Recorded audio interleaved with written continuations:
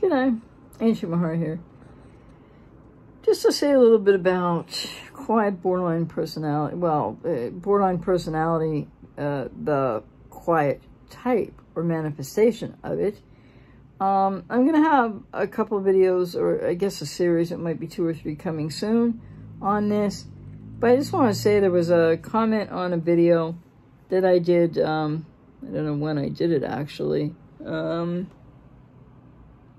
November 2018. What is quiet borderline personality disorder? Which was a question that was actually asked on another website, and so I just used the title because it was, I was one of the people asked too, so I used the title in the video. But, quiet BPD is not unlike, it's still BPD, right? Whatever that means. The adverse childhood experience known as BPD. People still want to call it a serious mental illness. Well, in the pseudoscience narrative of psychiatry, many in psychiatry or many other mental health professionals follow along like dutiful sheep, and that's what they think. But there are also other alternatives out there of thought and ways of working with clients. And I'm very Rogerian that way. That's Carl Rogers, client-centered, person-centered, client-centered therapy.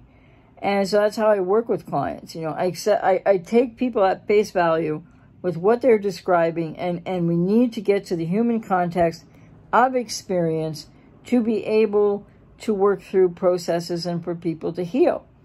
And so I really believe in that. And also the work of Thomas Szasz and humanistic psychology movement, which really puts a lot of thought into. Thomas Szasz asserted that mental illness is a false construct. I would agree with that. I would totally agree with that. Personality disorders, pathologizing of people. And I'm not an apologist for poor behavior or for people with narcissistic, quote, personality disorder, unquote, which is also a response to adverse childhood experience. But the way these people can behave and hurt other people around them, etc., there's no excuse for that. There's no saying that's okay ever. But so this person was, forwarding a lot of ideas about, and I've been seeing this in other places too, like on my channel, where so many people are saying, like other YouTubers are saying too, that, they're just comfortable to say, oh, the person with quiet BPD is a vulnerable narcissist. No. Not ipso facto. Like, where does this come from out of the ether? It's can there be some people with BPD that are comorbid with NPD? Yeah, there are. And could that be the classic acting out borderline or the quiet borderline? Yeah, probably either. But they're not a monolithic group. I'm going to keep on saying it here. And so people with quiet BPD are not some... Maybe they are the people that, if you've lived with one, or if you've been in a relationship with one, or you have a person with quiet BPD in your life, or you have had, or a family member, whatever the case, or the relationship type. But they are not extra. They don't deserve to have lumped on them all this extra sort of pathologizing, which I don't know how much of the pseudoscience center of psychiatry is doing that right now.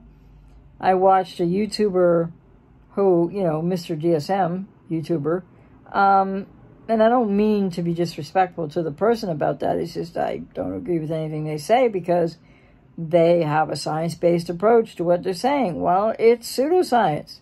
When it becomes actually evidentiary science, somebody give me a call. So they were saying in a video, I don't know when they did the video, but they were saying... everybody will know who I mean, right? My scientific approach to whatever. He always starts off with delineating things. And then he ends up in these circles where he's, not really conflating necessarily, but coming close to conflating things without going ahead. And in his videos, he often cites studies, or a recent study, or a study. Wonderful, great. But again, those studies are pseudoscience. They are not proven science.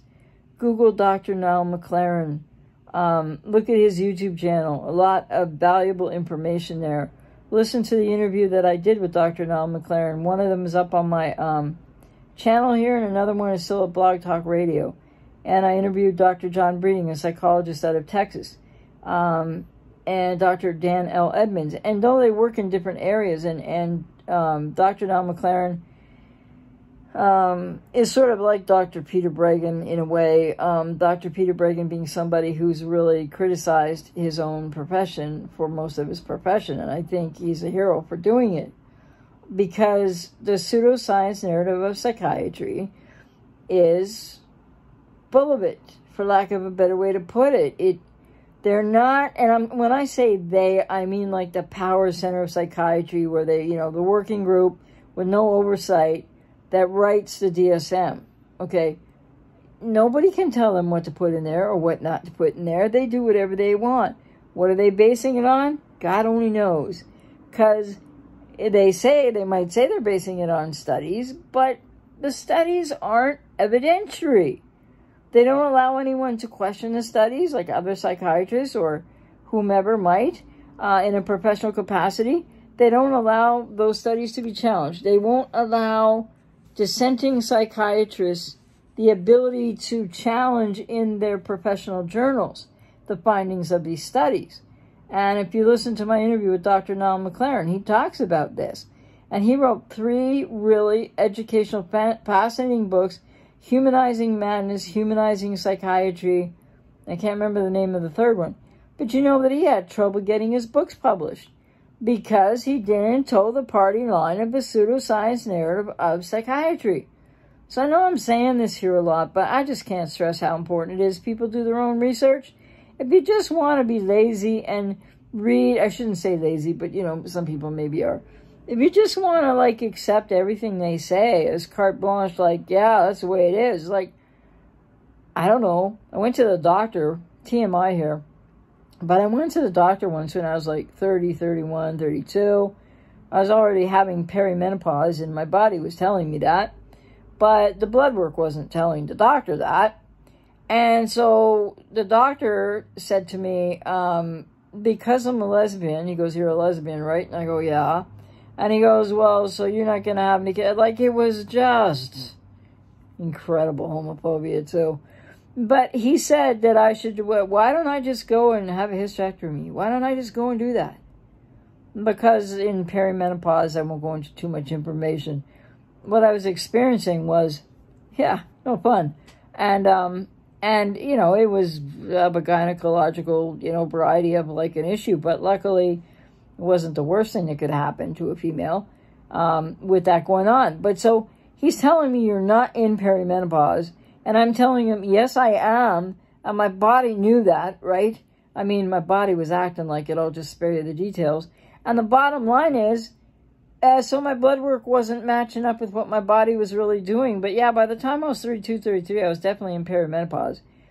And that would go on for a long time, and that had a lot of ups and downs to it. But, and then, I wouldn't get into menopause until I was about, I guess, 53 or 54, which is a good time, which is, healthy. It's not early. So the point is, anyway, that's a bad comparison. But there I was sitting in a doctor's office over something physical, wherein my body, and I won't give you the details as spare guys listening to this, but I could, you know what I'm saying? I could establish why I knew what was going on in my own body better than my doctor did on this front. And the fact that he said, well, the blood tests don't, so what? It was happening. And there was lots of evidence that I was in perimenopause, but he kept saying I wasn't.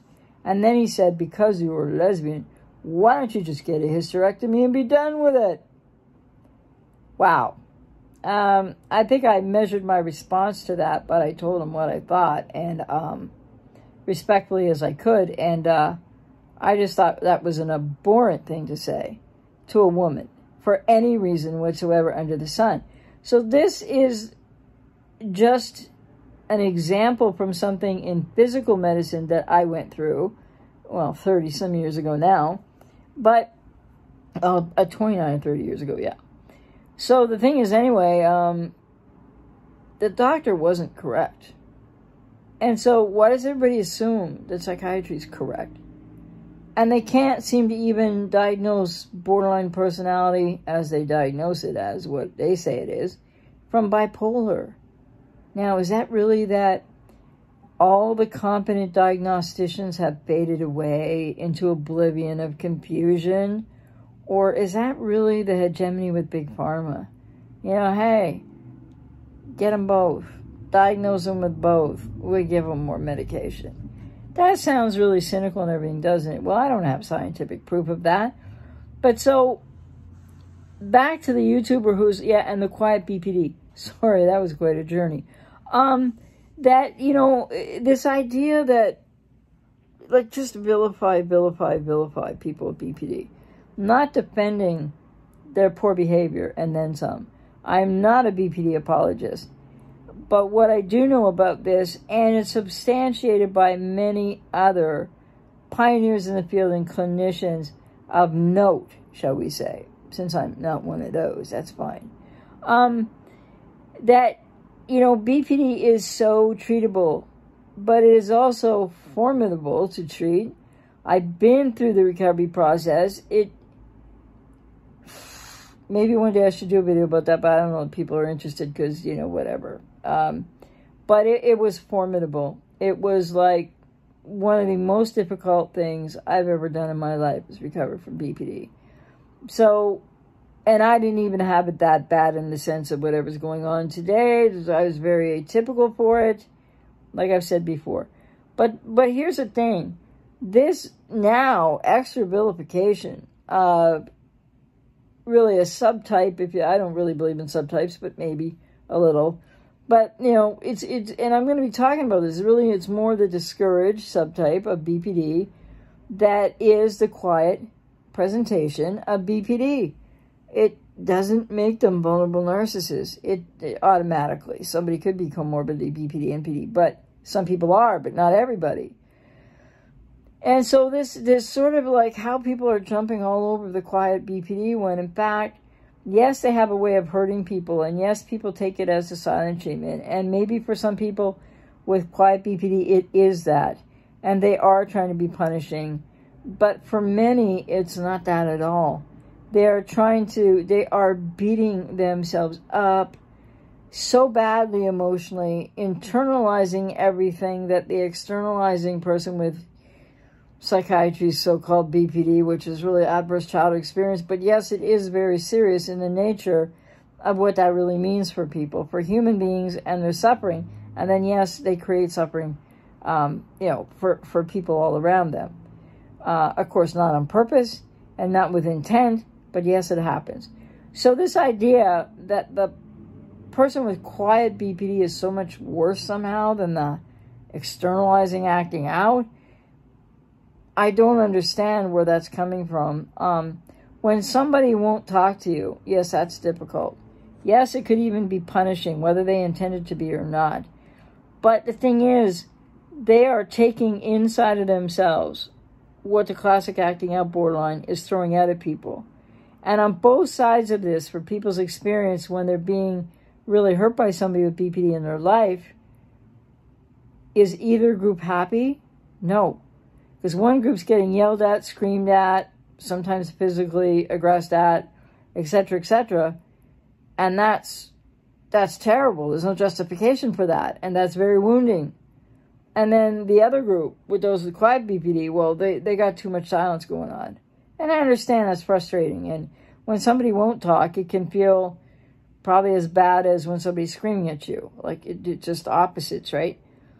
But I work with so many people with quiet BPD, and they are struggling like crazy inside, and they actually do have more awareness of what's happening for them. By and large, most of the clients I've ever worked with quiet BPD, because they're well, and I'm going to get into this in a couple of videos upcoming on the subject about what makes the difference. Why is the quiet borderline quiet, internalizing? Why is the externalizing externalizing? Because I know the answer to this.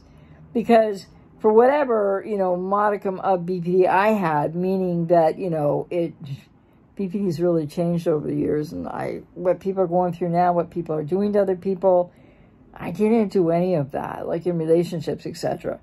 And so the thing is that, yeah, I totally understand why, because I was externalizing, not quiet, and what that meant and why that was, and the human context of all that, that really matters. Now, no, it doesn't mean that anything that I did that hurt somebody else's feelings or worse, no. I mean, for decades of my life, I have taken responsibility for that. But I couldn't do that before I learned how to do that, because people with BPD, quiet or otherwise, don't progress through the early stages of childhood development, and they don't have the tools or the capacity to regulate emotions, to do the kind of communication that's necessary for healthy relationships. They expect you to be mind readers, people with BPD in general, just quiet or not quiet.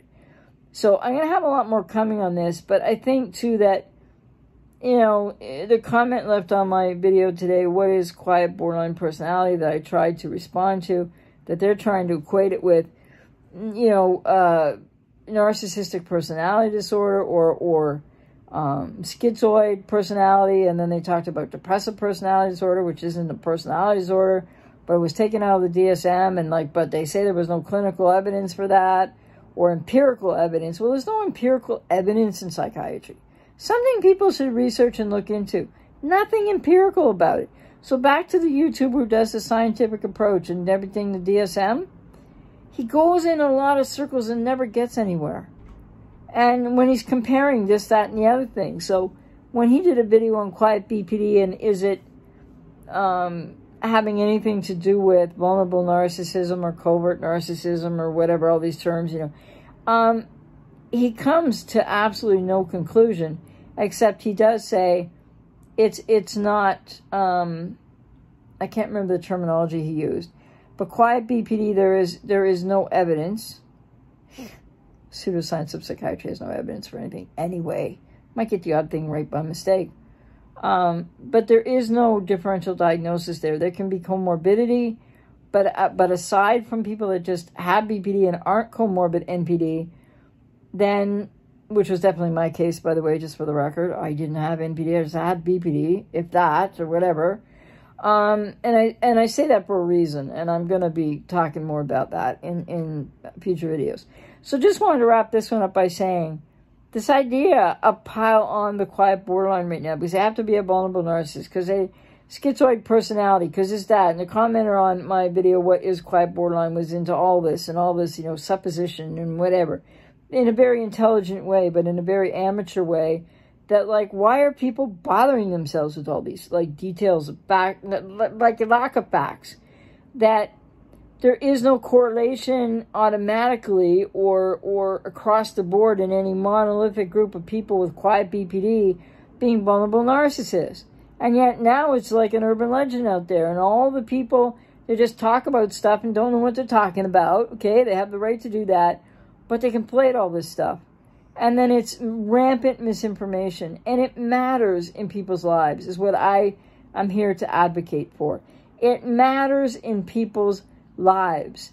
And this continued, and it is vilification of people with BPD, to disseminate inaccurate information. And even that YouTuber, Mr. Scientific Approach, DSM up the yin-yang, doesn't do a much better job, I would assert, because, yes, he's sounding very intelligent and throwing all these terms around and the DSM and studies, but he's not looking at the reality of the pseudoscience, of the fact that there's no evidence-based anything from these studies, because they will not allow any psychiatrist to publish.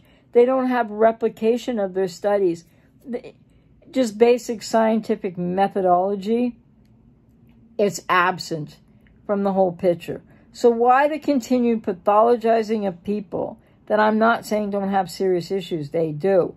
I'm not saying they don't hurt people around them. They do. But there is healing and recovery for those who choose the journey. I'm somebody who chose the journey, took the journey, and went through. It was both the most devastating, difficult thing I've ever done and the most rewarding, amazing thing I've ever done. So again, I will be talking more about quiet BPD. And then at the end of the comments with this person today, they said there was no need to devalue and attack them, which I did not do. So what is happening to discourse, never mind from YouTuber to commenter and back and forth, but in this world where you can't even just discuss something, obviously we don't agree, I don't agree with this person, they don't agree with me, there's nothing wrong with that, but then they have to put it into a personal realm. So in essence, it was an ad hominem, straw man argument, logical fallacy, a fallacious argument to suggest there was no need for me to devalue and attack him when I did not do either. So the comments are on what is Quiet Borderline Personality from November 2008, my video, and it's the top comment underneath there, and I responded today, and then the person takes it into the realm of feeling personally attacked. What are you going to do? What are you going to do? And this is something that everybody should care about, because, you know, if you're going to just pile on and vilify somebody with BPD, NP, whatever, who hurt you, well, it's not okay that they hurt you or more. But it's equally not okay for you to vilify them and then start thinking, well, they got all these other diagnoses, etc. The pseudoscience narrative of psychiatry is damaging enough people's lives and actually ending a lot of people's lives. Maybe not actively, but like they have a part in that, because they are just so pathologizing all the time, and based on what? Certainly no scientific evidence. So I stand with Thomas Szasz, and he was a pioneer of the humanistic psychology movement. I stand with the notion that all of this false construct of mental illness is serving psychiatry, not humanity. And I stand for the principles that are Rogerian, which is client-centered and client-focused therapy, which means you look at that person, you take each person as they come, and you look at the context of their experience. Because the pseudoscience narrative of psychiatry is pathologizing in the absence of context.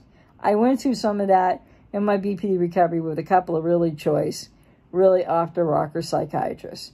And I refused to do, I fired them and walked away. And it wasn't because I was, so, rebellious as a person with, quote, BPD, unquote. No, it was because I had some common sense. And because I knew that what these people were saying made no sense. So this commenter on that video, what is borderline personality disorder, when he brings it to the personal, it becomes an ad hominem, straw man, fallacious argument, logical fallacy, it just, in a heartbeat. So I would just say to people, if you care about this, maybe people don't, I believe people need to stop listening to people who don't know what they're talking about, can't put rationality to facts to an argument because they don't understand what they're talking about. And then what we end up with is, and I'm not saying this about the commenter, he sounds like a very intelligent person, but just what he was forwarding was a little bit, circuitous, and it's not in evidence one way or the other. I don't have evidence for my opinion either. So I'm not claiming that I know so much more than this person, and it was not personal. So why is it that we can't agree to disagree? And we're living in a post-fact, post-truth world. And I just implore you to keep remembering that when you're watching, remember when you're watching my videos too. I think I'm going to stand up to the scrutiny. But, of course, not if you don't know anything other than the pseudoscience narrative of psychiatry. Then people, I've had people call me all kinds of names over that.